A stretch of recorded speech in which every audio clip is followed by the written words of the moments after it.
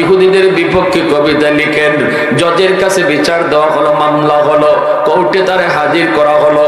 কোর্টে তারে হাজির করলে জজ জিজ্ঞেস করে, মিয়া তুমি আমাদের পরিবেশে থাকো, আমাদের পরিবেশে তুমি বড় হইতেছ, আমাদের পরিবেশে তুমি দিনরাত কাটাইতেছ, তোমার ভিতরে এখনো ইসলামের কথা, তোমার দিলের ভিতরে এখনো কোরআনের কথা, নবীর কথা, পরিবেশটা তো আমাদের পরিবর্তন হয় না কেন, তোমার ঘটনা কি? সাথে সাথে আল্লামা ডক্টর ইকবাল বলেছিলেন, শোনো, সময় মতো চারা গাছে আমার মা বাপ পানি দিছে, চারা গাছ বড় হইলে পানি দিয়ে কোনো লাভ নাই।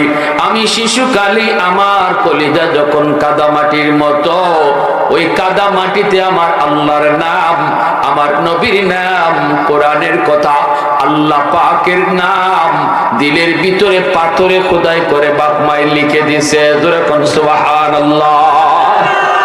আমার প্রিয়